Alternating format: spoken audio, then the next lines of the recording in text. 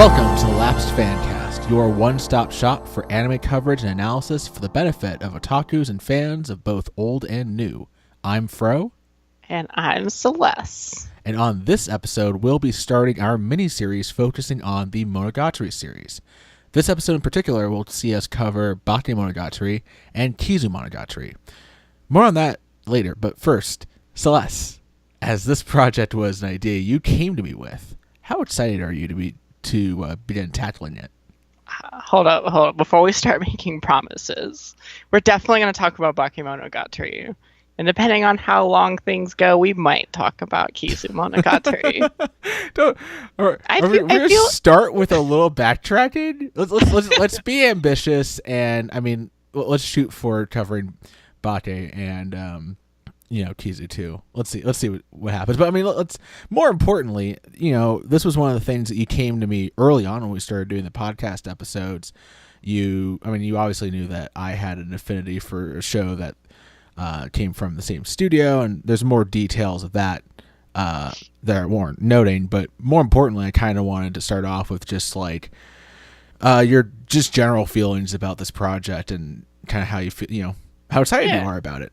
I'm extremely excited about it. So let me start off by saying that Bakemonogatari is a show that I stumbled upon like after I took the deep dive into anime. And when I really started watching a lot of YouTube videos, one of the first series that became apparently clear that everyone knew about but were kind of hesitant to approach was Monogatari. Like even Super Eye Patch Wolf in one of his videos had said that Monogatari fascinated him, but that it seemed unapproachable for him, just because of the way it's released and the format, and it's kind of a foreign thing. It's a really in-depth series, and the more opinions and videos I watched and articles I read, the more Monogatari got brung up, and so I was very interested in tackling this series as a landmark of modern anime, if For that sure. makes sense. Oh yeah, no, it totally does. I like the little send up of Super Eye Patch Wolf didn't want to cover this in full. Whoa! He didn't. He said that in his video. He was he was talking about favorite things, and yeah. I don't remember which video he said it in, but one of those videos for sure. That was what initially piqued my interest. Yeah, and since this podcast is very much an open canvas for you and I to approach anime, I was like, oh no, this sounds like something we could do. And I mean, it being a show from Studio Shaft, and I mean, I can spell out my total love and affection and adoration for Puella Magi Magica, if I can talk, pretty much any day. It's pretty much any day. I was like, yeah, I was on board for sure. And just as a small little reminder for those of you tuning in, we'll be updating and uploading the podcast on both YouTube and Mixcloud going forward. Links for each respective platform will be included on the other. So if you want to switch platforms, whatever, you can do that too. But we're also more specifically interested in hearing from you guys about the show. We'd love to get your feedback. If you have any thoughts or feelings or especially requests for shows you want us to review, definitely let us know. Our email, for those of you joining for the first time, is lapsedfancast@gmail.com. And I think at this point, I'm going to let Celes take it away. Yeah, so when we started this project, we were kind of really hyper-focused on talking about what's current. And I think a lot of the conversation in anime right now is really focused on what's airing. It's really hard to find discussions or threads or any buzz about shows that popped up, 10, 15, 20, or even more years ago. But I feel like there's this notion that the anime that are considered classics are the classics. And it doesn't feel like a lot of people are challenging that because there's no discussion on it. And so I started thinking of ways to motivate myself to go and watch old ass anime. A lot of this desire comes from watching and listening to Digibro, where he's always talking about the need and like the value in watching old anime. And it's especially apparent as we come to a close in the spring season that watching 15 shows a season just to talk about a bunch of mediocre, maybe not so great shows that, I want to focus on the old shit. I want to focus on the good shit. I want to know like how legends were born and how the current landscape of anime came to be, and maybe reopen that kind of conversation on what are the classics? What things did the industry do right? Maybe there's a story throughout the history of anime that we can revisit by watching old shit. And that brings me to like this project here. The Monogatari project is kind of an exercise in that, where, like I said earlier, the Monogatari franchise is kind of seen as like a landmark project that started in 2008 and has been going on for 10 years now, with one of the final series of the franchise that's going to be published hopefully later this year, but who knows. It's the flagship franchise for Studio Shaft, who put out Madoka. I've heard from other people that Madoka would never have even happened if it hadn't been for the monumental success of Bakemonogatari, which came right before it. Mm-hmm. So, that's why Monogatari. It's a great show. It's visually stunning. It's something that I think you should pay attention to. For sure. What about you? Like, why do you have anything to add? Like, why old anime? Yeah.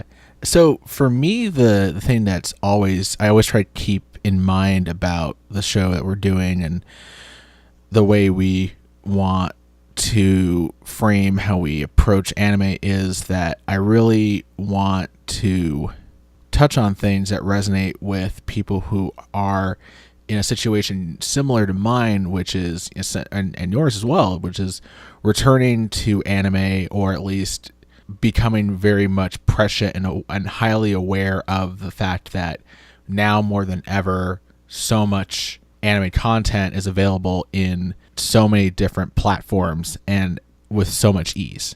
And so part of exploring old anime is that I think that there's this continuum between like the canon, or there's this continuum of the canon of anime that extends with two really fixed logical points, which are at the far, far way experimental end, which is just everything. Like it's seriously like you've gotten to the point where you've watched almost everything, where you're like seeing the amount of content consumed that Digibro has consumed.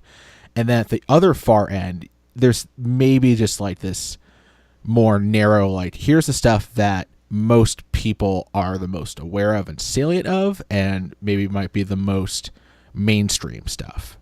Yeah. So my mission is really to kind of like take the folks that are more or less over at that end, the ones whose conversations about anime may start and end with, I really liked Cowboy Bebop, and I've seen 3 Miyazaki movies, like those people, and start to drag them a little bit as far down towards the other end of the continuum as possible.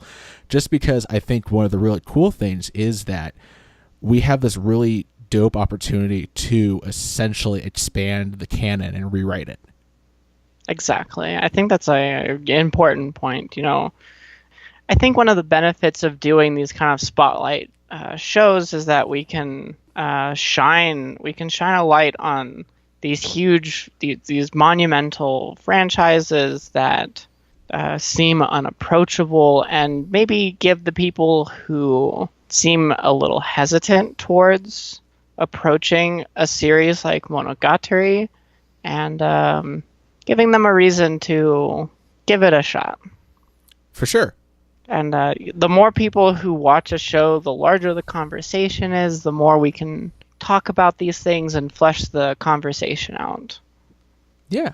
And so one of the questions I wanted to pretty much use this episode for, And so it's not a question I want to answer necessarily right now, but basically something that I'd like everyone to reflect on is how does Monogatari reflect this mission to cover anime in a fashion befitting essentially more casual anime fans, and again, people like you and me who are either recently or more slowly getting back into maybe a more regular or expanded or conscious schedule of consuming and watching and analyzing and thinking about and seeking out anime.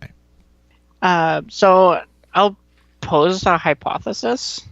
Like, maybe this isn't the final answer, but I think Ooh, I like this.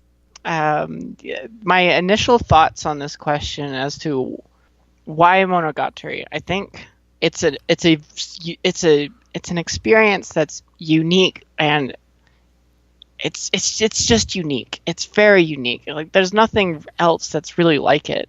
I'm constantly surprised, and this is even for Studio Shaft, who's known for their visual shenanigans with their animation. Like, I talked about this in the Moe episode about how Studio Shaft's style with Hidamari Sketch and Panty Pony Dash it's kind of surreal, and they like to cut real life photos and animation or real life video with animation imposed on top, and they like to really experiment with their visual presentation.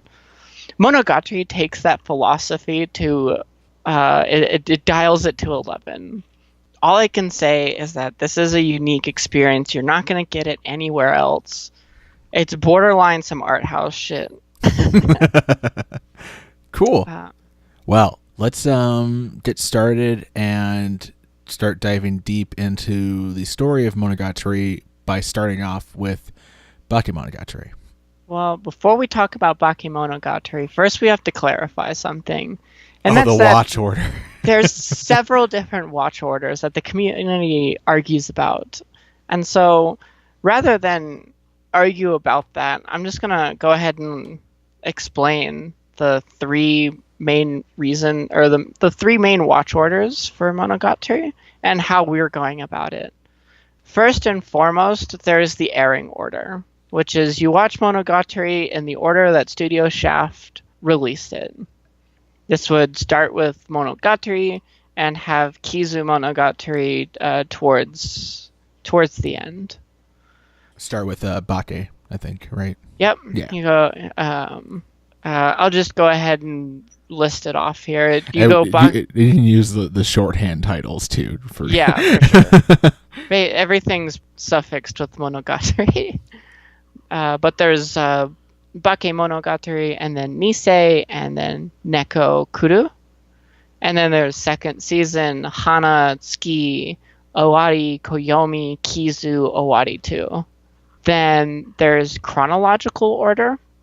This would be to watch it in chronological order. And in that case, you'd watch Kizu, then Neku, then Bake, and airing order from there. There's also a semi-chronological order, but I'm not paying it very much mind, to be honest. And then there's the order we kind of went with, which was... The order we went with is the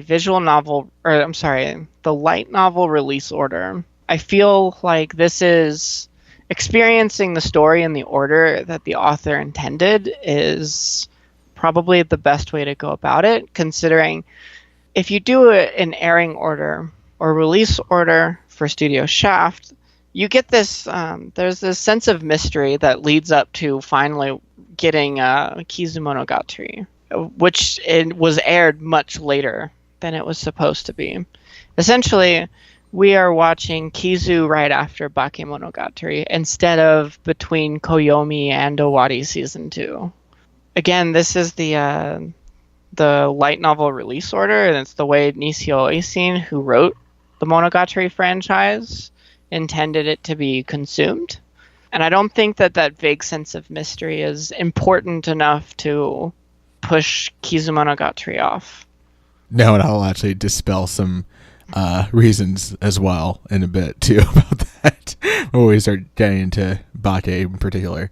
And also real quick, as usual, we are a spoiler inclusive podcast for the most part.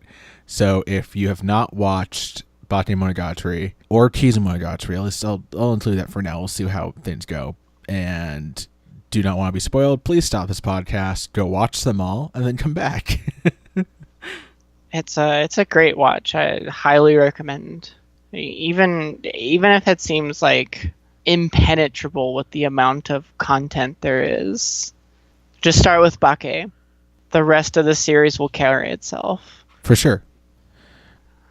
All right. So, sorry. We want to start talking about Bakemonogatari? Yes. All right. I will do my absolute best to give a synopsis of this show. Monogatari in general is a collection of short stories. The main theme of the Monogatari franchise is what I would like to kind of refer to as Shinto ghost stories. In that the kind of what you get is a high schooler and his friends encountering the supernatural, and there's a lot of wordplay, and there's a lot of Shinto references, and there's a lot of blood. A lot of blood. I mean, when you get blood, yeah, sure, there's a lot of blood, but I would say that there's not very much blood. I think it would be fair to add Kizu is bloody. Okay. Kizu is bloody, but the tone of Kizumonogatari is way different than Bake. That's fair. I will just say, though, essentially, when tackling the show, just note that there are essentially what would be understood to be adult themes and content included therein. Yeah, I would say so. So just be aware of that. If sexualization makes you squeamish, then maybe this is not for you. Maybe you should grow up a little bit. Oh, you don't have to make anybody feel bad about it. Just it probably is not for you in that case. Also, again, if you're squeamish, it is violent. It can get violent for sure. So, Bakemonogatari follows Araragi Koyomi, a senior in high school who is a vampire. Dun. He's a pseudo vampire. He's not a full on vampire. His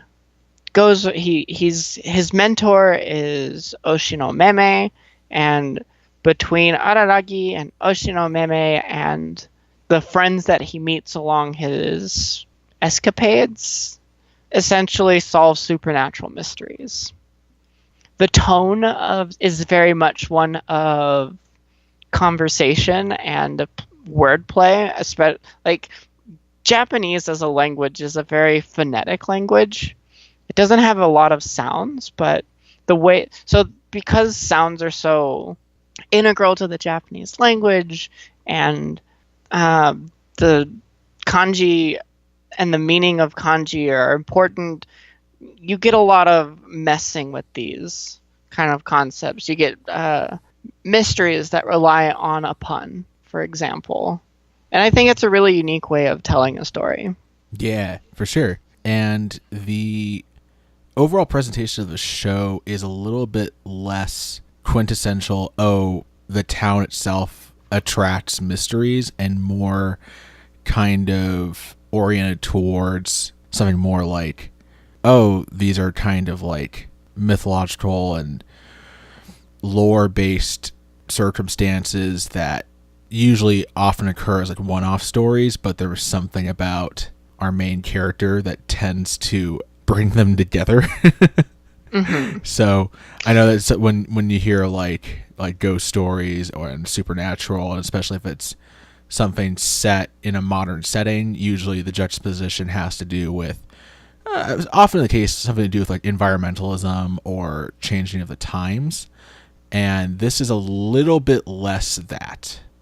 Yeah, I'd say that's pretty accurate. It's kind of as if Buddhist and Shinto myths were actually a thing.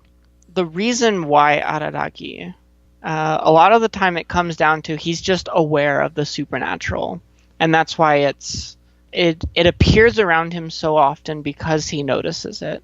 That's the kind of approach that this story takes towards it. It's not that Araragi is special, it's just that he's aware. In that way, the show's a lot like Bleach. Let's not. I feel like making a Bleach reference instead of being like the joke we do on every podcast episode. Oh my god. I quit. Oh no, please don't quit. I'm nothing without you.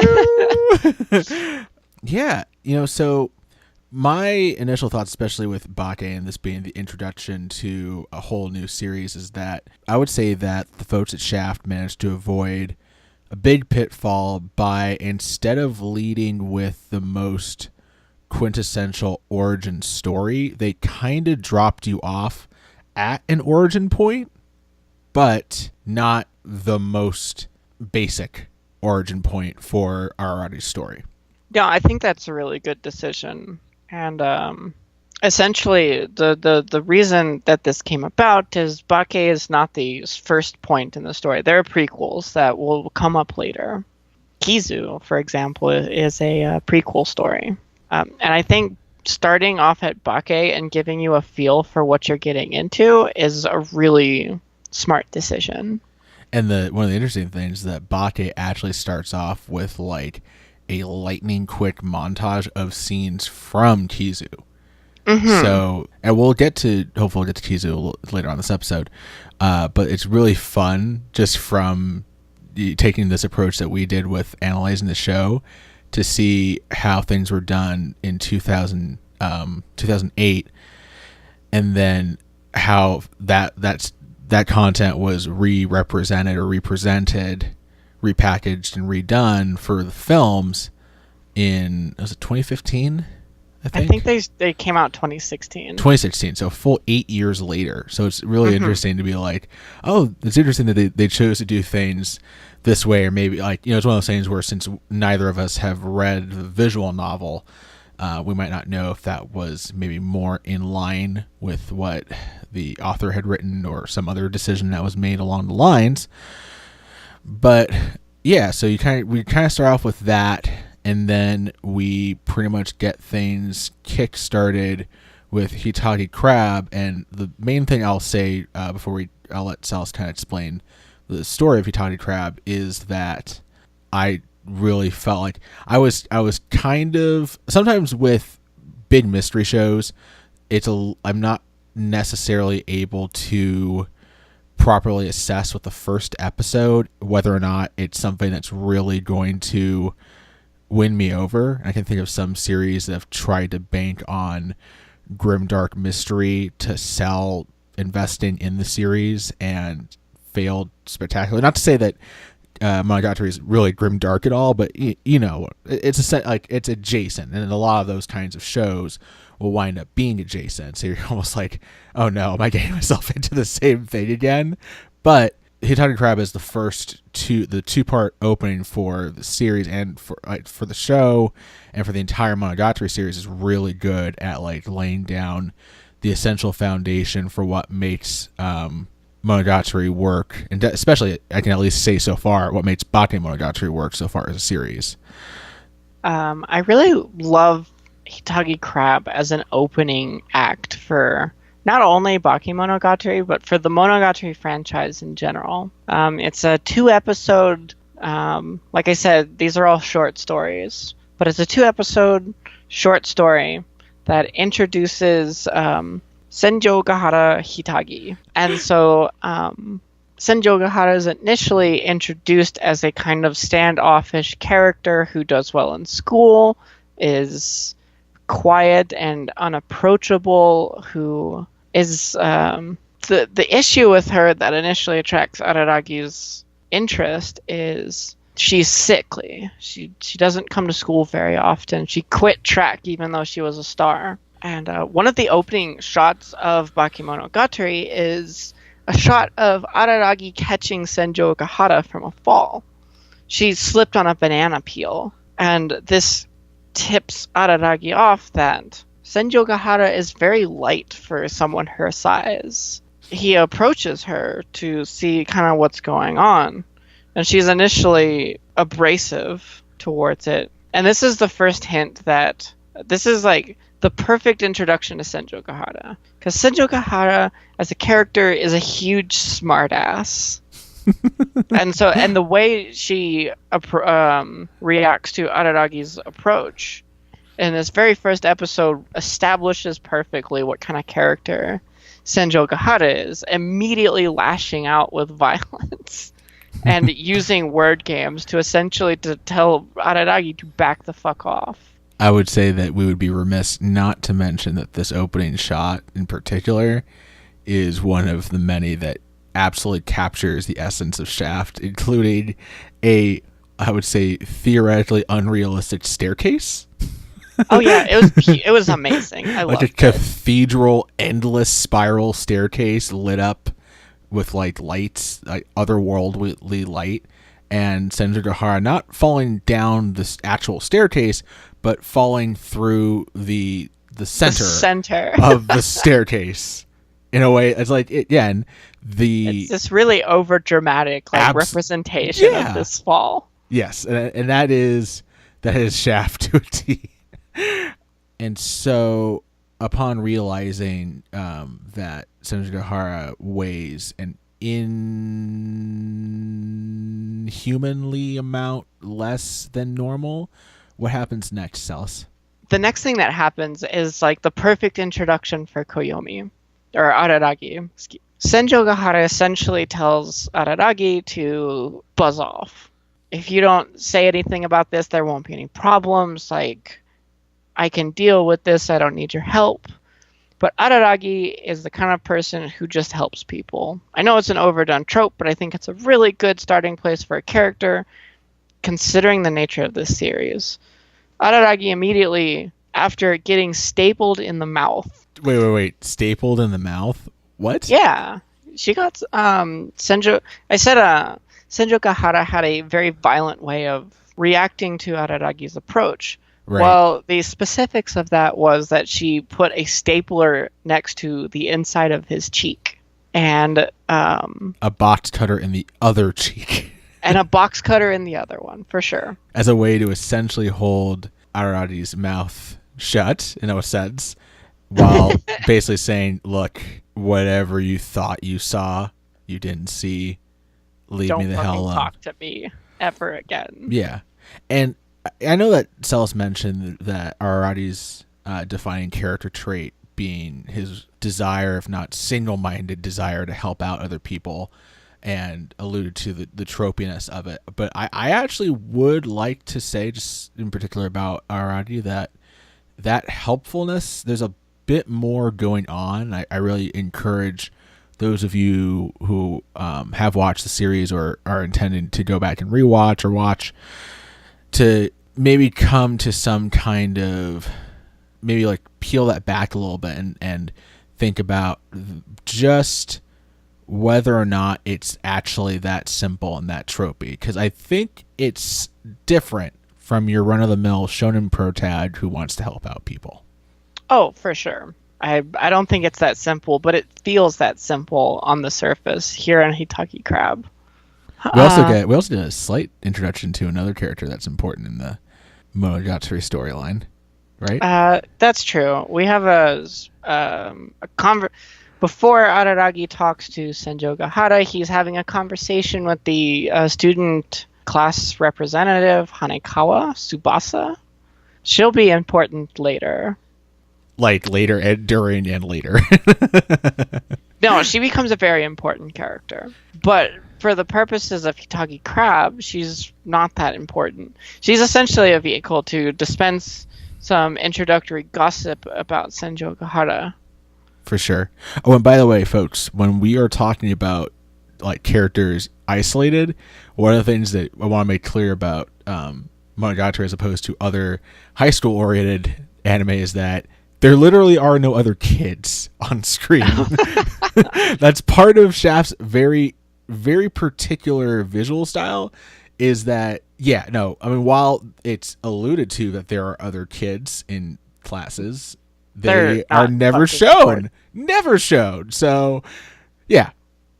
So, Araragi and Senjo Gahara have this run-in. Senjo Gahara says, don't fucking talk to me ever again.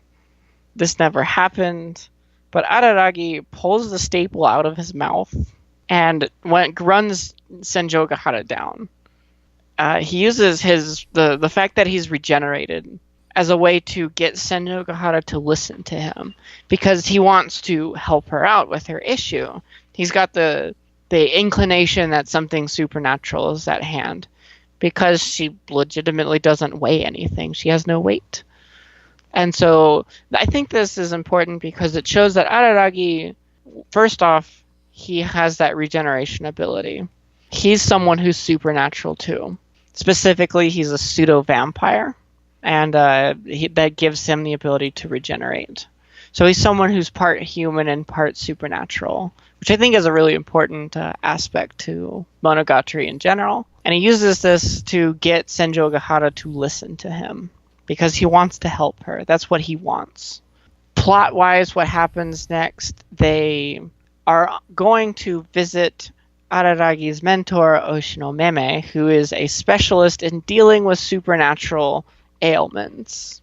He's kind of like a vagabond, outcast, not your typical priest kind of character. He's able to understand Senjo Gahara's illness. I think this is really kind of interesting how they've done this. It's revealed that Senjo Gahara prayed to a crab god and there's a play on words here, that the crab god is a god of emotion, which I think I don't know if it's exactly the same, but emotion and weight sound very similar. It's the same way that Kani and Kami, which are the words for crab and god, sound very similar. This is the kind of wordplay that you'll get in Monogatari. The Kani Kami, there's a very slight difference of sound between crab and god. And it's the same kind of pun for the phrase for emotion and weight. And so Senjo Gahara has asked this crab to take away her emotional pain. And so the crab takes her weight away. And and this is kind of the important part, is because up to this point, one of the things that has been withheld from the audience is why exactly would Senju Gahara be placed in a situation where she would be resorting to praying for a crab god to help her in a very vulnerable time, a time of need.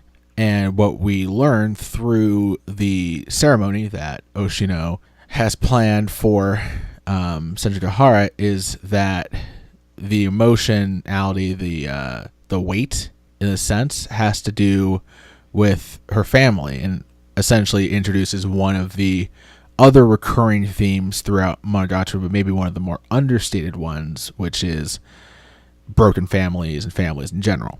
For sure. I think broken families is a really good way to put that. There are a lot of family issues, surprisingly, in Monogatari, like in general. A lot of family-based strife. The core of the issue here in Hitagi Crab with Senjo Gahara, I would suggest, is the first indication that Bakemonogatari and the problems that it deals with, the themes in general, are about relationships.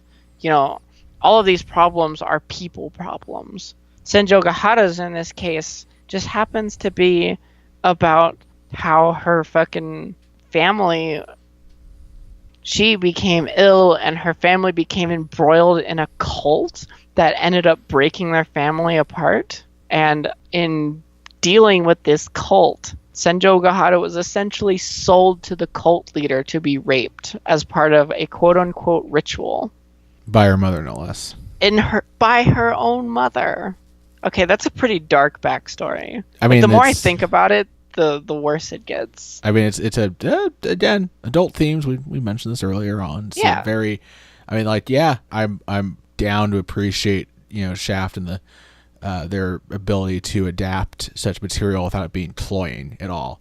One of the interesting things, just to jump in real quick, is that again, with the limited number of characters and human beings that are actually shown on screen, one of the ways that Shaft inventively attacks the backstory, the flashback, essentially, for Senjigahara to explain her history and her character motives, is by deftly deploying mixed media in the form of real-life photography overlaid over animation, text, and a lot of, like, I want to say Shinto or Buddhist imagery as well.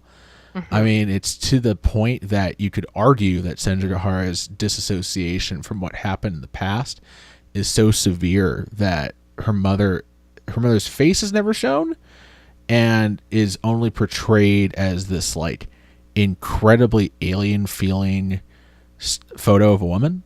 Like, it's not like the actual photo of the woman that's supposed to represent Senjigahara is weird, but the juxtaposition of that with everything else, even the other weird stuff that's happened so far, is particularly noteworthy. And so I also want to say that this scene is a very natural introduction to two other important characters in the Monogatari story, which is, of course, Oshino the priest, and the very kind of subtle introduction of Shinobu, who we'll be talking about more later on, who is essentially, at this point, just mute in the corner. Yeah, she's mute in the corner, and it's kind of just like a nod. She doesn't say anything. It's kind of left as an oddity to be explored later. And so, as the ceremony is performed, again, it's revealed just what happened in Senjigahara's past. Essentially, the whole setup with her mother joining the cult and selling her created a huge divide between, not only just her parents winding up getting divorced over it, but her and her mother completely separating. And essentially, Senjigahara no longer wanting to bear the weight of the pain of what happened, and so praying to this crab god to take it away, essentially, which is understandable because we're talking about teenagers and some deep, dark ass shit, heavy shit. And so the crab gets summoned in, again, to also tout one of the other really, really strong facets of the show's art direction, a perfectly well executed incorporation of CGI elements in a way to actually draw attention to the CGI and make the creature actually appear otherworldly. Mm-hmm. It's almost as if I'm going to talk about that later on this year. Sorry. The interesting thing that they do with the crab is visually, rather than show you the crab, because the crab is a god. It's not like it's not just some supernatural being. It is a god. And rather than deal with the pain of having to depict a god on screen, they give it a silhouette of kanji figures. I think that's a really cool way to tackle that problem. Yeah, and it basically, it gives you an emotional climax and confrontation that incorporates all the interpersonal, thematic, otherworldly elements of the show that have been introduced so far in a way that really is like, oh, this is what this show is about. Awesome. And that's, as Senjigahara overcomes the crab, we're almost explicitly given more or less the next portion of the story, which is the fact that Monogatari is, to an extent, actually to a great extent, a romance story. And so she thinks Araragi, although, objectively speaking, aside from, like, just being, like, willing to get stabbed in the face for her, he doesn't necessarily do much besides go find the guy who knows exactly what to do in this case, being Oshino. But Senjigahara effusively thanks Araragi for, I can't remember if it's helping save her or save her. I don't want to misrepresent what she said. Well, I think that like leads into, like, a really core theme of at least Bakemonogatari, because I don't know how it we don't know forward. How it's gonna go forward. And that's that Oshino is always saying, like, one of his catchphrases, like one of the core themes of this show is that no one's gonna save you. Only you can save yourself, although it's okay to have people help you save yourself. Senjigahara has to confront the crab god herself.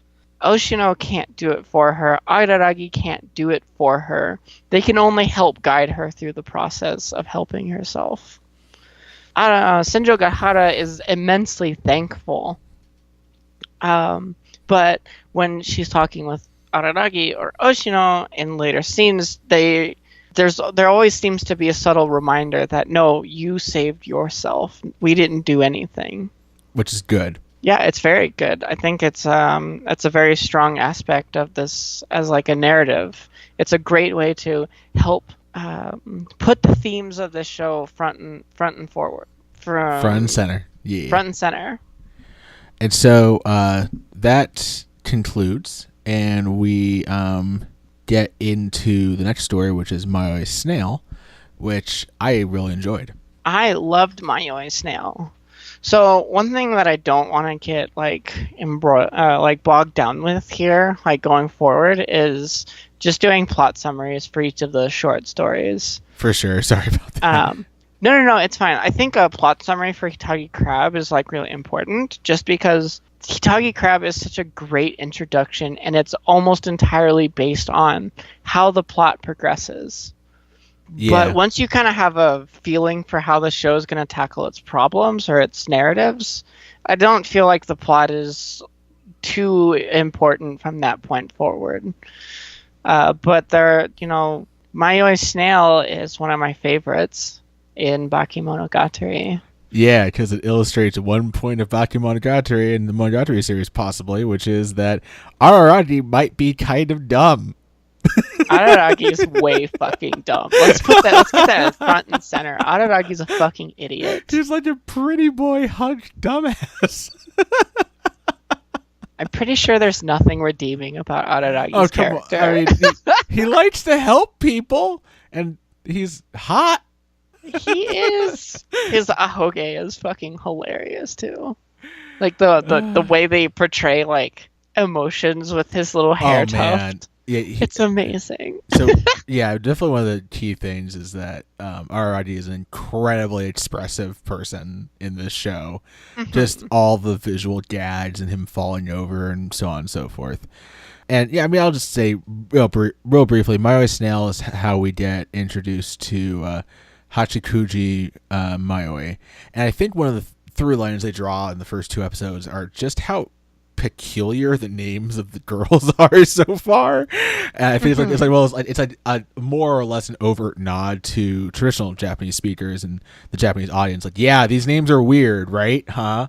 Like that kind of nudge, wink, wonk. Exactly. And I think it's also just like Nisio Oisin is just like flexing his wordplay. Yeah. And like his like pure understanding of Japanese as a language. And Japanese cultural history too. I think that that gets brought up specifically about like helping illustrate the mystery surrounding Hachikuji, who over the course of the two episodes is revealed to be a kind of like not necessarily a mischievous, but an almost misfortunate spirit, a curse almost in a sense. Because of the name Hachikuji, which is it's like written, it's very close to like phonetically to the word for misfortune. Oh, that's right, yeah. And so they were explaining in Mayoi Snail that Hachikuji as a name is very quickly disappearing because of the negative connotations with the phonetics. Yeah. Hachikuji kind of, a lot of Bake is introducing the core cast of support characters for Araragi throughout the remainder of, at least the beginning remainder portions of Monogatari, insofar as what my assumption is at this point. No, I think that's accurate. And so what Hachikuji represents is, one, a character that only Araragi can actually interact with, which is ultimately what the mystery winds up being and why I really enjoyed this, because I definitely was taken aback because I didn't realize what was going on until I didn't either. Until Senju Dehara was like, "Yo, you're the only one who can see her." They got you too, because there's a moment in the short story where Hanekawa can see Hachikuji, and that's kind of like a way to throw you off that maybe nothing weird is going on here. Yeah. Is it? And she's just playing the whole time, right? Who? Hanekawa, or does she literally see her? No, she No, does. Hanekana literally sees her. Right, Because and that has to Hanekawa do- doesn't want to go home until she does.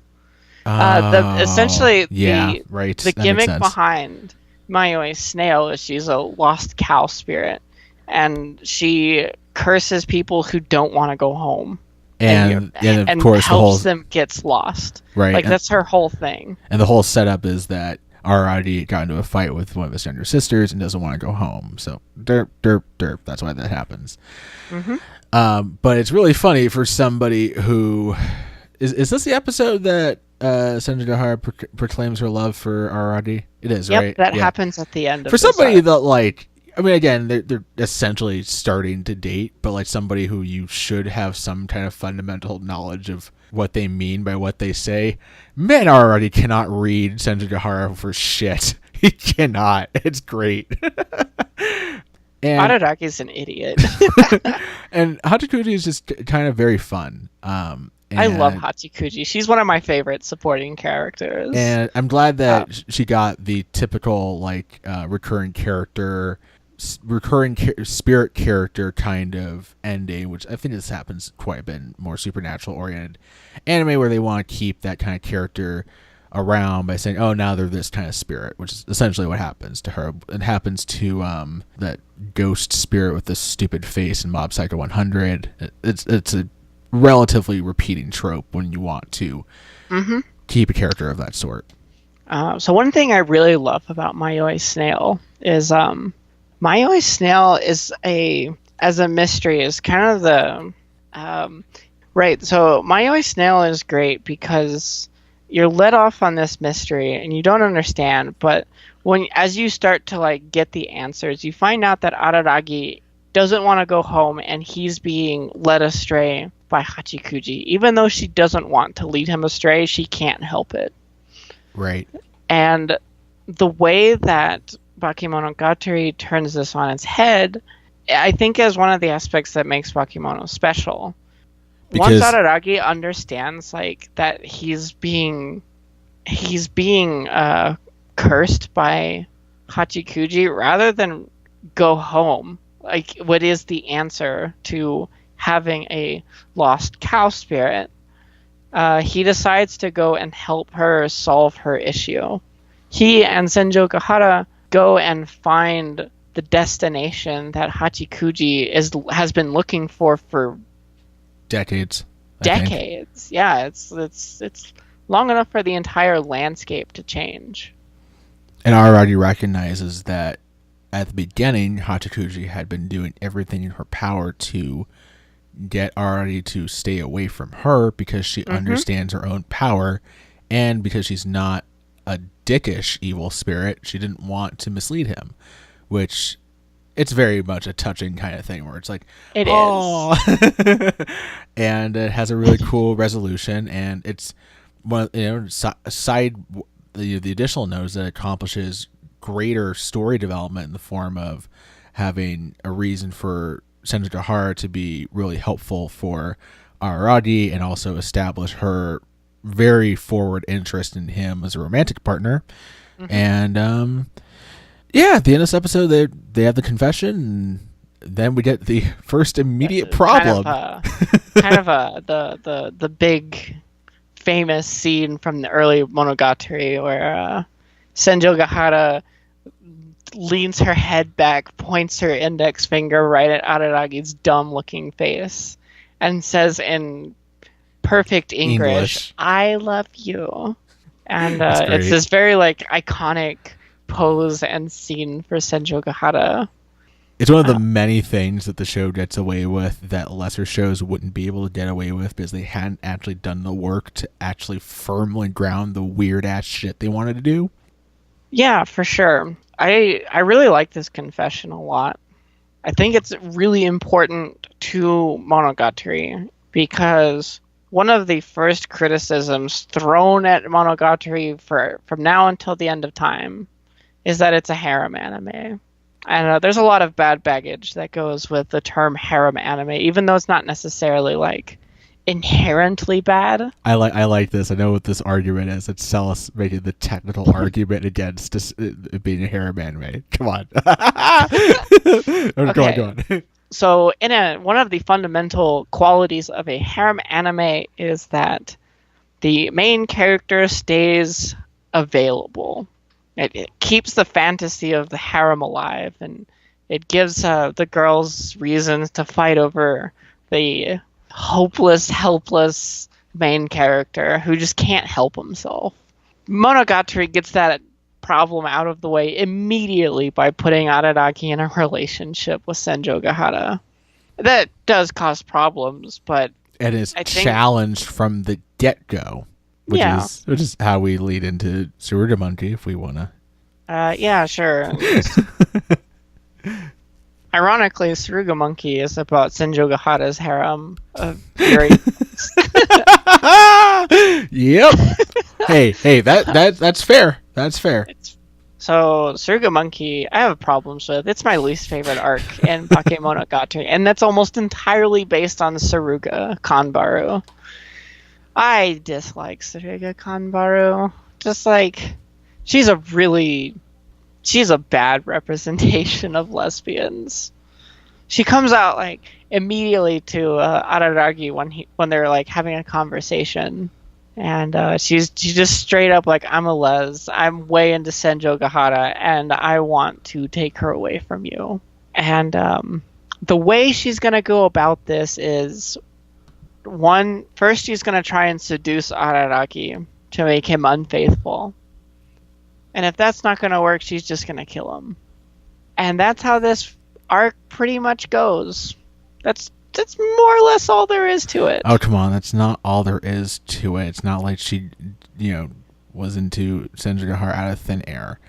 Again, one of the things that... No, I'm not saying that. I'm just saying that, like, Kanbaru has a thing for Senjogahara. It's justified. They put a lot of effort into making that believable. Like, it's a thing. But the way she goes about trying to get her away from Araragi is just kind of distasteful, in your opinion. It's distasteful. It makes me upset a little bit. But otherwise, I think it's handled well. I think it's great that Senjogahara comes up and reaffirms her relationship with Araragi by the end. I don't have much more to say about Tsuruga Monkey, to be honest. Yeah, I mean, I'm honestly looking through my notes real quick, just because. Man, did I not write anything down about Kanbaru?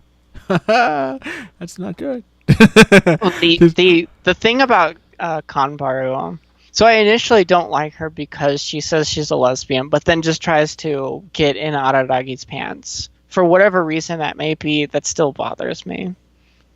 I would make one slight defense of Kanbaru's characterization in that I think it's fair for sexuality and characters to be fluid, even if there's some kind of presumed sexual identity status at the start, or at least at some point. She never actually pursues Senjogahara at all. That's my issue with it.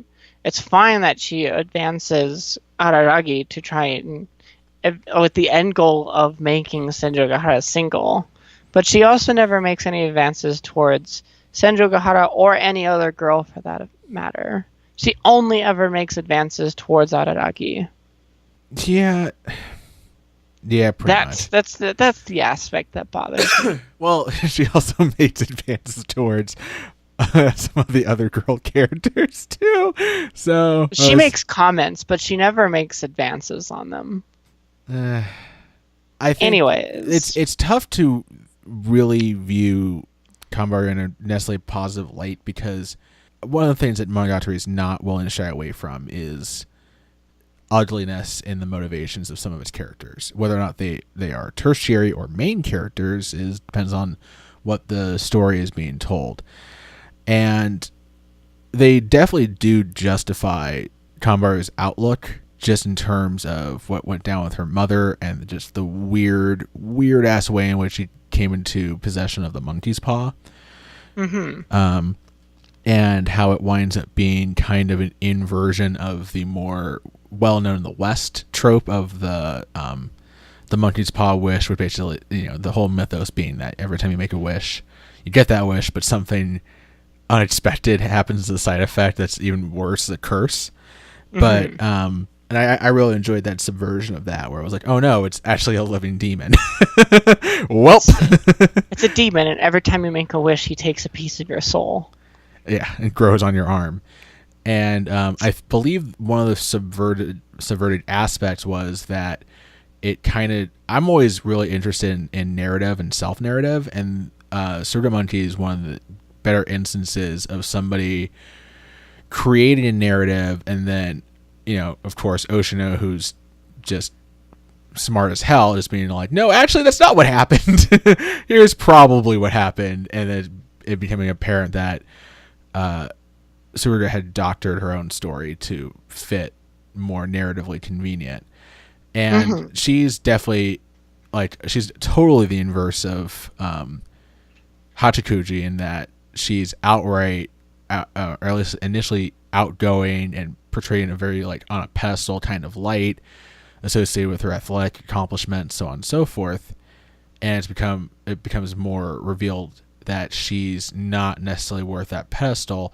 And I don't necessarily think that makes her a terrible character necessarily.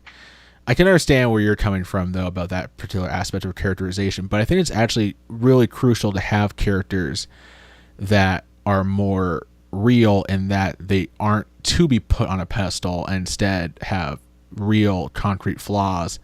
And Tsuruda being so intensely jealous as a byproduct of, I think it was not having her mother around, was very real, and I could appreciate that. And I think, if anything, it serves as a good lesson of how to not comport yourself, in a sense. I think that might be a small lesson being taught here.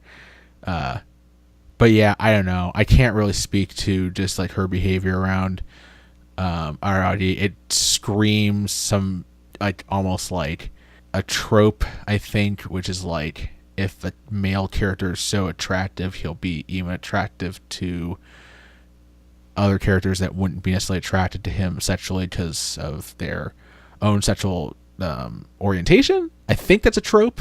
I'm not really sure. Yeah. Yep. But do you think it's important, a lesson to convey through these episodes, or do you think it just it doesn't stand out enough to be noteworthy? I like the way that the mystery goes about, how Kanburo is kind of dealing with what she outwardly says she wants and what she inwardly definitely wants, and that the demon she has a contract with takes her inner desires as the wish. I think that's interesting. I think it's interesting, and I think it's kind of great that Oshino immediately calls her out on her bullshit. He's not having any of it. Yeah. One other thing that I'll say, especially going forward from here, once her story is concluded, Kanbaru she's a wannabe smartass. Senjo Gahara's the real deal, but Kanbaru wants to be a smartass, but she's not quite that smart, so she just comes off as a dumbass. I think it's kind of endearing a little bit, and it helps me from just outright disliking Kanbaru. Yeah, but I love that. I love how she tries to twist things, and it just always falls flat. Yeah. Do we have anything to make out of the sequence of scenes with them in her room and just the stack of books, and they're swimming through it, and then already restacks them? That was a weird scene. I mean, it kind of that's a recurring motif with Kanbaru. The endless stacks of books. I'm pretty sure those are all yaoi manga. That's right. I think you're right. Yeah, the scene where they're swimming through the books as they clean is kind of great. For sure. We would be remiss not to mention at least that I would say one opinion and one fact. One opinion is that Tsuruga Monkey has some of the best action scenes in the Bake series, in particular when Araragi goes to confront Tsuruga, and Tsuruga has adopted her crazy monkey trench coat form. Mm-hmm. And then a fact is we finally get some kind of involvement of Shinobu in the story.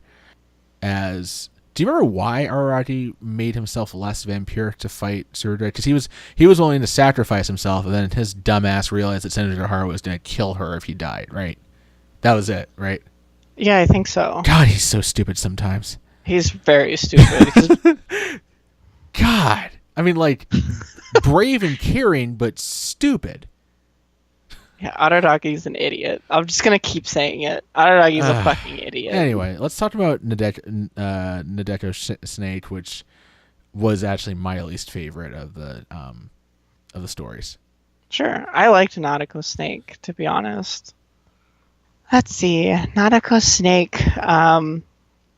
So Kanbaru is tagging along with Araragi to solve a mystery, or to place a tag on a temple that's causing problems for Oshino. I thought it was interesting initially that it was Kanbaru who was tagging along with Araragi instead of Senju Ogahara. Didn't they explain that in that he almost Senju was testing Araragi in a small stupid way? They're testing Araragi, which I think is dumb, but also the way it's explained is that Kanbaru owes Oshino money. Right. It's the same way Araragi owes. And Senju Ogahara also owes him money. Exactly. Mm-hmm. All right. And so they go to a shrine. They find a bunch of dead snakes. I thought it was to be something kind of interesting, like maybe Kanbaru reacting violently to the snake shrines and murdering a bunch of snakes. But I'm glad they didn't go that route. And it's my big gripe with Nadeko Snake is it's more the childhood friend elements where it's oh, the girl in particular happens to be somebody who played with my kid sisters as a friend 5 years ago. Something like that, basically. And whatever. I mean, I guess you can go with the argument that it's a small town, but it felt a little contrived in order to get all of the girls in particular throughout this portion of Monogatari to be related, to build on that theme of relationships that you mentioned earlier. I thought it was just a little too contrived, and I thought that while the earlier motivations for explaining the dire Shinto animal ghost story based circumstances that the first three girls were in were significant, dramatic enough in the first three stories, grade school boy and grade school boy's friend cursing a grade school girl, I don't know. It didn't. I wasn't really able to buy that on the same level of stakes, I guess. So here's what I'll offer. And first off, just from an age perspective, you have to kind of ground yourself in that. Araragi is a third year in high school. I honestly don't remember her. Nadeko is a third year in middle school. She's the same year as Araragi's older sister. So there's only 3 years between them. But it still comes off that she's very young. Araragi has no feelings for her, but she clearly has feelings for him. Which I think is kind of one of the things that's always sitting there in the back of your head as you watch this 2-episode arc. The one thing that I liked about Nadeko Snake, there's two things that make Nadeko Snake stand out for me. First off is that this is reaffirming the idea that when you place a curse on someone, you should be prepared for a rebound. Or you place a curse on yourself as well. So it establishes some of the more key basic fundamental world building of Monogatari's world. More that, it's just kind of a reminder that, hey, curses are actually kind of dangerous. I liked the idea that there was this aspect of, middle school romance is really petty. And these kids are super emotional and they're easy to take rash actions, especially, here's a world where the supernatural is lying just underneath the surface. And if you were to discover it by accident, for example, by reading occult books at your local library, you might accidentally place a curse. Although I think that there is some intent here. But on the other, like, they're middle school kids, right? Right. And by the way, I totally thought, I was, of course, at this point, trying to figure out what the actual mystery was. I totally was going to think, like, oh, she must have placed a curse on someone else and had it rebound or something like that. That's what I thought it was going to be. But then it turned out it was like, oh, no, it was two curses. So the way that this curse worked is a boy asked her out, but she still had feelings for Araragi, and so she said no. So the boy went and cursed her. The catch here was that there was a girl who liked the boy who got jealous that Nariko said no, and so she also placed the curse on Nariko. Normally this would have been fine, but Nariko tried to fix the curse. And by doing that, she just made it worse. Which is funny because it runs counter to one of the themes of the show, which is you can only help yourself. In this case, it was like she desperately needed help. Well, that's the thing. She tried to help herself without asking for a hand. Like, if you try to help yourself, it's possible to just make things worse. Basically, everybody needs a good humbling. Yeah, everyone, if you try to solve an issue you don't know anything about, you're probably going to get more trouble than you originally had. I think it's a nice message to take away from it. For sure. I think before I let you talk, the thing that I really liked about this arc was its conclusion. Araragi tried to solve the issue without Oshino, and rather than completely solve the issue like Oshino could have, Araragi mistook that there were two snakes and ended up having both curses recoil. So Nariko was spared, but the two people who initially cast the curse had the curse rebound on them. It's the implication. You never see this, but that's what's implied. I get that. It's funny because I feel like my pluses for Surugamonkey are they just make a fundamental disconnect for your negatives about that entire arc, and then your positives about Nariko just don't at all stand with what I view as its flaws. The thing about Nariko is I just don't really read that much into her characterization. I mean, and again, I know she's a middle school girl, but it's also just like, you were nice to me once, so I'm attracted to you. And don't get me wrong, I think that's really superficial. It is, but again, she's a middle school girl, and that's fine. I get that perspective, but also it's like, it's been years since they've seen each other, and it doesn't feel. There's just not enough there for me to be able to maintain my suspension of disbelief that she would hold a torch that long for him. That's it. She's definitely completely blown her image of Araragi out of proportion. I like to see how that hopefully will carry on through later on in the series, but there's just not enough for me beyond, oh, she's a very nice girl, and Araragi really sticks his neck out there for her. Don't get me wrong. I understand what you're saying, and I more or less agree with you that that's a very negative aspect to Nariko's character. And it fundamentally affected my ability to enjoy that arc. And I will definitely place Surugamonkey above it, just because, as not necessarily a great or entirely likable character as Kanbaro is, I at least like that it gives a different permutation of the story, the short stories it's been telling so far, in that character actually has really shitty motivations for the supernatural thing that's happening to them, whereas Nariko in this case it's entirely reactive and passive. Yeah, that's it. We could. Do you want to move on to Tsubasa Cat? Yeah, sure. So before we talk about Tsubasa Cat, I want to ask you a question. Yes. How would you rank the 5 short stories of Bakemonogatari? I would rank them as Hitagi Crab 1, Tsubasa Cat 2, Mayoi Snail 3, Suruda Monkey 4, Naiko Snake 5. Interesting. So for me, Tsubasa Cat is the clear, by far and large, the best arc of Bakemonogatari, followed by Mayoi Snail, Hitagi Crab, Nariko Snake, and Suruga Monkey. I think part of the reason why I'm not willing to put Tsubasa at number 1 is that while I think it has the best episode, like possibly the argument for the best episode in the series outright, I just really like the tone set by Hitagi Crab. There's no other way for me to explain it. No, that's fine. Like that's a valid reason.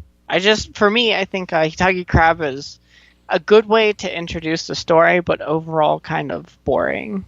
It's very like middle of the road. It's like dipping your toe in water. All right. Tsubasa Cat has a very like intense narrative. You remember that character we mentioned like back in Hitagi Crab? Kind of showed up once during Mayoi Snail. Has been on the phone, in conversations about how to be a good boyfriend for Senjo Gahara.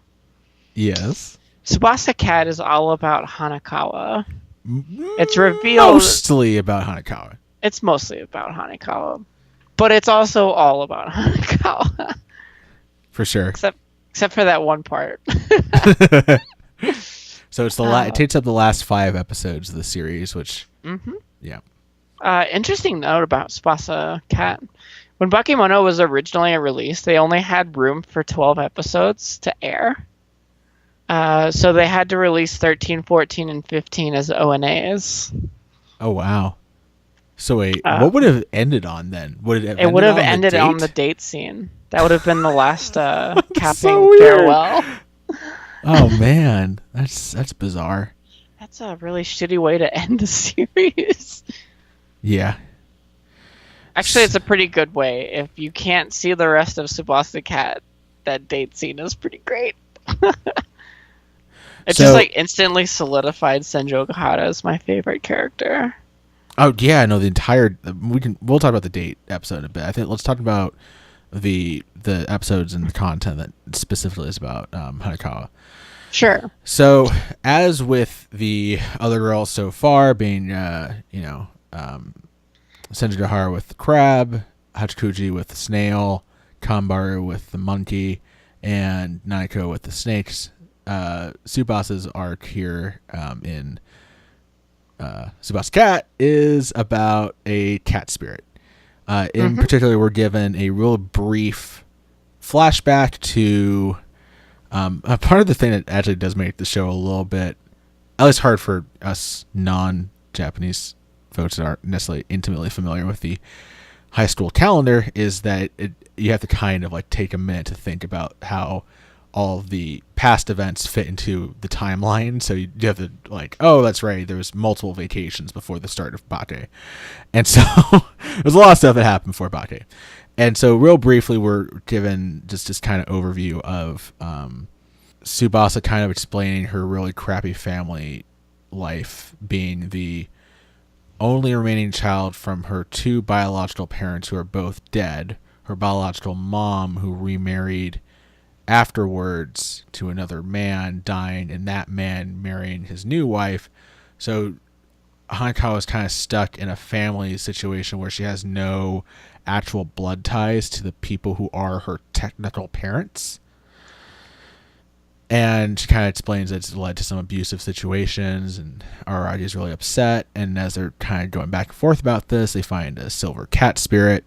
That spirit winds up, I think, merging with Hanakawa to absorb her essence and essentially act on behalf of her when she gets super duper stressed out. And this has already happened once, and the story of Tsubasa Cat here is the second time it happens, directly related to Araragi's budding relationship with Senju Gahara, because what we learn here is that Hanakawa is madly in love with Araragi.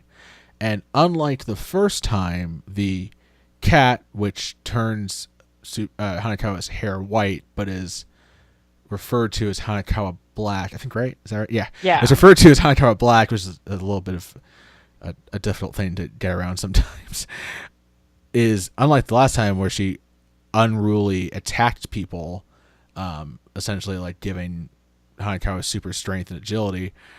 She's very forthright with, and very, very playful with Araragi about the situation. Is like, no, actually, she's in love with you.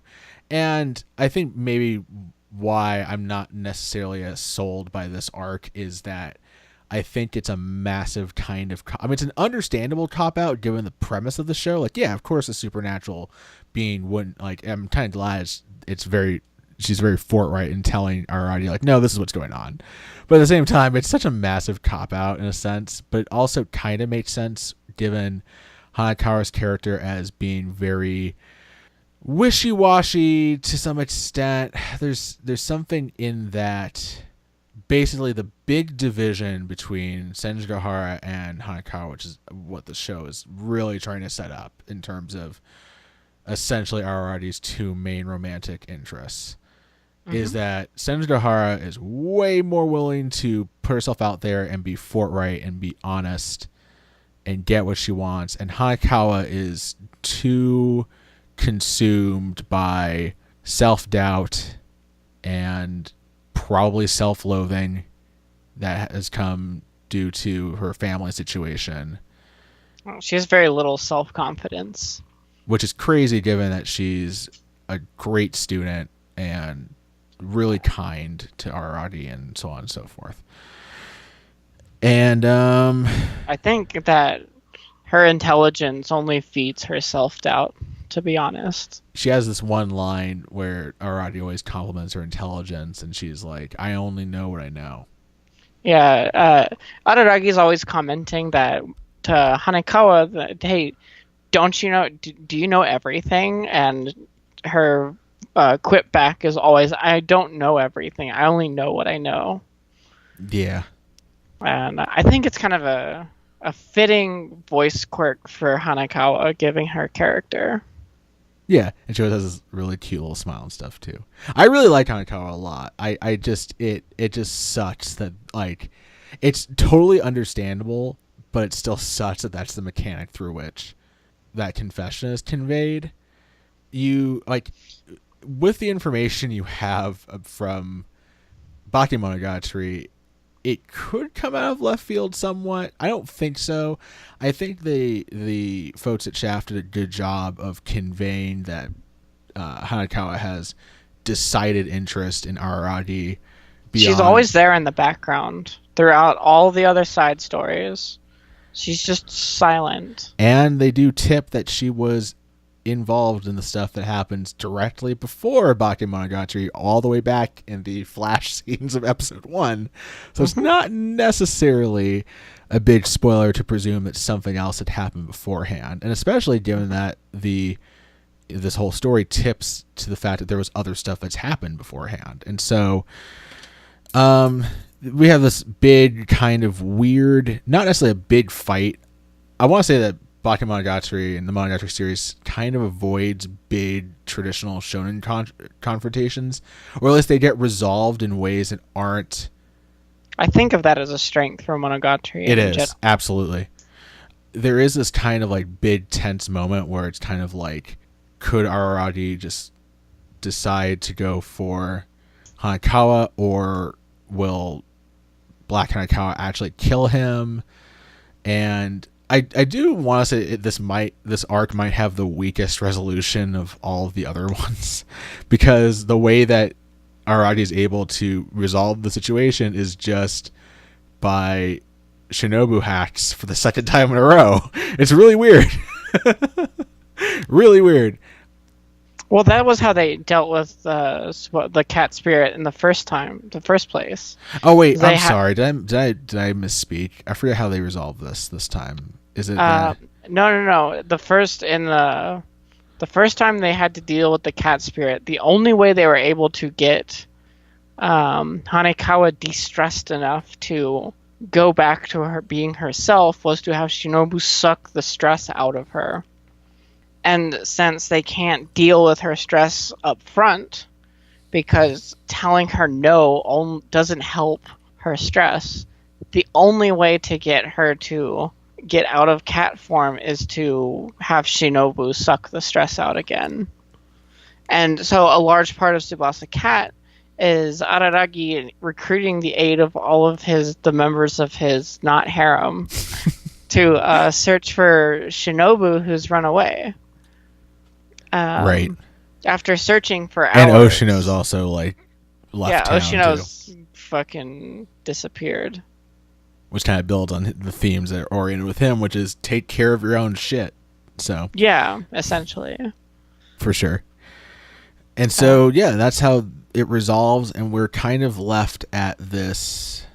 It's not necessarily a weird place to end, but it's almost like, okay, now we've kind of set up like the basics for the story going forward. Exactly. I think it's a good place to end Bake. And again, like, yeah, I just think that while you couldn't, like, I understand the argument that Hitagi Crab contains a lot of conversation that might not necessarily be that interesting. And there's also the scenes at Senjogahara's house, which don't really serve that much aside from titillation. And it's just characterization for Senjogahara because she's a fucking smartass. Exactly. I just thought that Hitagi Crab was the best, tightest knit story with a really good punch. And as much as I really do like Hanekawa, I really feel like the Tsubasa Cat storyline wasn't enough to really put it over the edge for me. To be fair, you're missing, just for Tsubasa Cat, you're missing a lot of backstory. There's 2 prequels that expand on Tsubasa Cat. And I think I'm definitely speaking. I mean, again, I watched Kizu, so I know some stuff. But I'm trying to think of somebody that might just be starting off from Bake, and I would find it really hard to not come to that conclusion. So when I initially watched Tsubasa Cat, my feeling from it was that Hanekawa had been harboring these feelings and just couldn't bring herself to say anything because Senjogahara had essentially swooped in and taken her interest away. And since one of the common tropes in Japanese romances is that when you don't get to be the romance, you just the character tends to wish for that character's happiness. And that's kind of the way Hanekawa is going about it. I want you to be happy with Senjogahara, but really I want to date you. I'm attracted to you. Right. And the stress of dealing with that, and I'm assuming that there's some family shit going on too. But the stress of that inability to have the relationship that she so desperately wants, I see this as a blind side. I saw this as a blind side for Araragi. He had no idea because he's an idiot who can't read social situations. He just doesn't understand girls at all. He doesn't. And yeah. Even if Senjogahara had never been there at all, I feel like Tsubasa Cat still would have happened, and it would have just been the cat spirit saying to Araragi, hey, Hanekawa's really fucking into you, and if you would date her, her stress would go away. It's really funny because also throughout this whole arc, except for the date episode, Senjogahara is basically just chilling out at school and bossing the class presentation for the cultural festival. It's great. Mm-hmm. She's like, I trust Araragi. He can take care of his shit because he knows where his bread's buttered, baby. Basically. Yeah. I like that Senjogahara has complete faith in Araragi. It's great because there's so often the romantic trope is I have to be insecure about who my partner's hanging out with. To be fair, I mean, yeah, I would have liked maybe some more scenes with Senjogahara and Hanekawa, but I think it was a deliberate adaptation, at least maybe choice, if not a more stark visual and thematic choice to keep them entirely separate.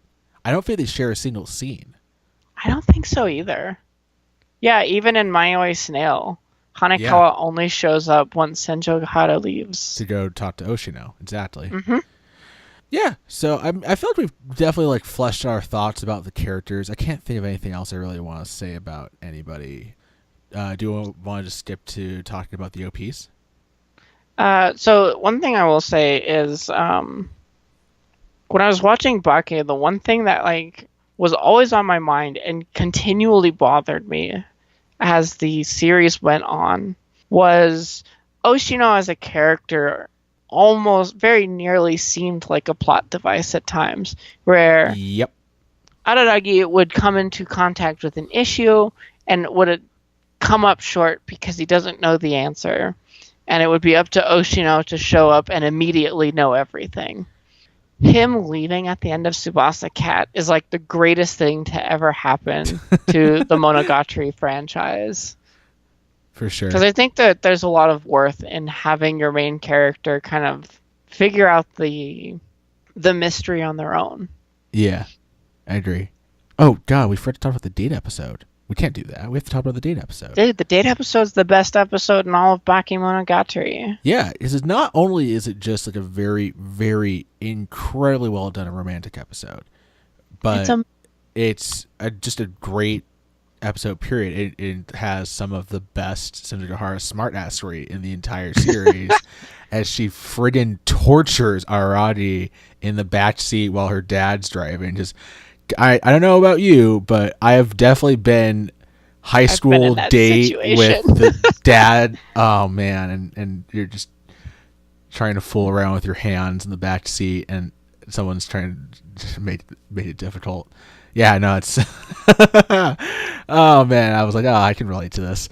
My favorite like part about when they were driving in the car, Araragi would call out Senjo Gahara-san, and Senjo Gahara Hitagi, which is the given name for the daughter, would call out to her dad, "Hey, Araragi has a question for you," because he's just using the family name when they're in a Yeah. relationship together. And I'm just like, you smart ass. And then she starts doing like the nervous game with Araragi in the back seat of the car with the father sitting right there. Oh man, yeah, nice. She starts like feeling up his upper thigh and shit. She's just being an asshole. It's great. But then we get this really interesting part where it like for a while you're almost thinking maybe they're just gonna go around in a circle, and that's what Senator Hara meant by the date, and the entire thing is just Senator Hara getting her kicks out of it, almost in like a skilled teaser to Takagi-san kind of way from Winter. But it turns out so they go off the side of the road, and Senator Hara starts to wander a little bit into the forest, and as she does this, some real ass talk happens between Aragi and Senjigahara's dad, and it's definitely one of my favorite scenes in the whole show. It's great. Because it's like So you have to remember all the way back to Hitagi Crab, you get the backstory for Senjo Gahara, and it's all these family issues. And here the dad shows up and he's like, I know I've been a shitty father. I couldn't do anything for Senjo Gahara, but you were there when I couldn't be, and I'm extremely grateful for that. Please take care of my daughter. because the whole time they do a really good job of like setting it up like maybe Senjigahara's dad is like a massive hard ass because he doesn't say anything during the car ride at all. Mm-hmm. And then you It's realize very tension. yeah, there's a lot of tension, tension the in way it. they frame the shots and everything too. And then you realize that he's not saying anything largely because not out of like forced curmudgeony begrudging like I have to do shit for my daughter kind of thing, but out of like actual genuine gratitude. And it's And beautiful. respect.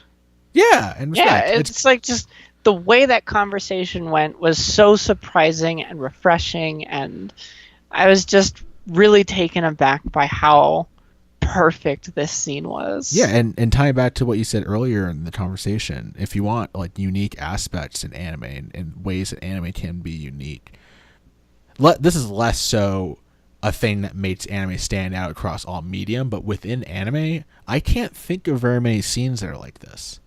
I can't either, to So be honest. I've yeah, seen a lot of romantic, like rom-coms and romance shows, and I can't think of any other scenes like this. for sure. And again, this is I think it's important to note that Senjutara's dad is the only minor character, besides, technically speaking, at this point, as far as I know, Araragi's sisters, to get speaking lines in a show that's, again, purposefully and stylistically void of other human beings besides the ones specifically the story's dealing with.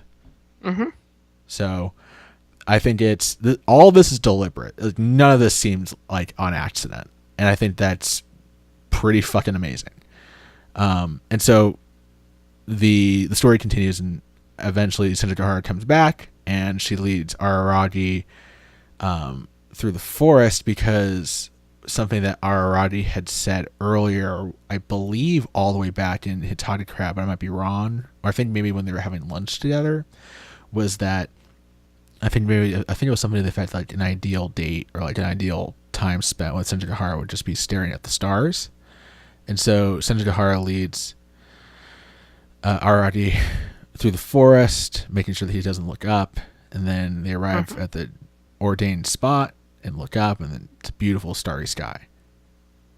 And then Senjutara's lines when they get to the blanket out in the field are some of the most like super cheesy, ultra romantic lines ever, and it's just great. She's like she has this line. She's like, "Here's my treasure. Here's everything I can offer you." And it would be like super cloying, but this is a character who spent like 70 to 80% of her screen time not being vulnerable and being a smartass, and now she's being incredibly vulnerable, and those lines are fucking earned. They're very earned. Here's a character who's spent the entire series being a huge smartass and like picking on Araragi and how idiotic he is, and just taking advantage of his character for her own gratification. Here she is opening herself up to Araragi, and I think that's kind of the essence of like what makes a romance believable. Yeah, I think it's also a good moment to start talking about the OPs real briefly before we get into some final thoughts. First, before we talk about the OPs, I'm just going to say the ending theme for this, Shiranai no Monogatari, is holy fucking amazing. It's one of my favorite ending themes in like all the anime I've seen. It's great. That's pretty much it. So each of the 5 arcs has its own opening theme, which is, again, just another bonkers thing that Shaft did. I don't think very many shows are doing that. It's expensive. Yeah, it is really. You have to hire singers for each song and do everything too, and do full. It's like storyboarding an episode essentially. And so the first one is I don't have them in front of me. So what's the first one? I think it's like I don't have the it's like the song names Stable. I think it's Stable. And it's essentially like 3D generated staples in space over landscape stuff. The one thing I will mention is there's part of that OP has Senjutara as a giant stepping through the fictional city they live in. That's what always stood out to me in that OP. And I think it might be I can't verify this yet, but I think it might be a stylistic callback, or at least there's a reference to a music video that the Rolling Stones made in 1994 for a song called Love Is Strong, where the band members and a bunch of models are giants in New York City. It's very much. I've never seen this music video. Well, when I saw it, I was like, God, this reminds me of something. And then I thought to myself, I think it's in a music. There's something like this in a music video, and so I went and like Google searched it, and I was like, oh yeah, that Stones music video that I've seen in like stuff before. I'll show you it later on after we're done. But yeah, sure. I mean, it's a real brief scene, and I might be stretching that kind of reference. You know, it's not the first time someone's like been like, let's visually represent the size and scope of our character by blowing them up to Godzilla-esque size. Instead of Gojira, I mean, that's the kind of presence that Senju. Yeah, exactly. Excuse me, I was about to make Senjutara into a kaiju. Yeah, Yeah, Please don't. fiery breath blowing up this. Okay, I'm gonna stop. I mean, I'll say this: Hatakuji's OP for My Snail is, It's my favorite. I hate it so much. It's just so annoying. It's just it's like chiptune. Oh God, I can't even. I love the animation for. Oh, it's inventive, but the song is just too much for me. Tsuruga's intro. Suruga Monkey is like bland. It's very bland. It's like, yeah, there's not much just special. got like Suruga is all about basketball, Yeah, that's it. and so it's just got the monkey playing basketball. But It's not interesting. But to then, me. Naruto Snake has the best OP in the series with I have to agree. Is it? I forget what the name of the song is. It Isekai. It's like this very like jazzy kind of like relaxing thing. It's a very smooth music. I think it's like Isekai Connection, Renai Circulation. That's it. That's right. Yep, that's it. Yeah, it's like basically a famous OP at this point. I see it in like meme compilations and stuff. So Yeah, it's a good OP. I like it a lot. Yeah. My And, least favorite OP is for Tsubasa Cat, though. I thought Tsubasa Cat's OP was on point. It's super dramatic. It's cast in black and white, whereas and they have a live action version of it. Like of the scenes Of the OP, there's a live action version of it that played for Tsubasa Cat 1 and 2. Well, I learned that. Yeah. Go back and watch that shit. Yeah. I feel like maybe we might be doing a little bit of injustice to the work they put in for the OPs, but kudos. I'm not to very good at like analyzing. Yeah, OPs. it's just not something like I just don't feel like you can, except for maybe arguably the Hitaka Crab opening and the Tsubasa Cat opening. I really don't feel like you can glean anything about the actual show, because it's the scenes that are depicted in the pretty much all 5 OPs are kind of separate thematically. I feel like Tsubasa Cat's probably the strongest on point, as it does have imagery that is taken from Kizumonogatari. But yeah, I don't really have very much else to say about the OPs. I guess I'll give my final thoughts about the series, and I think we'll probably wrap this up here and take care of Kizumonogatari next time, because we're almost at the 2-hour mark. Yeah, hey, you were right. But yeah, so basically, I wound up doing the series in 8, which for me generally signifies something that stuck around my brain after I finished watching it, and I viewed positively. I think the inventiveness on display in the series is really compelling.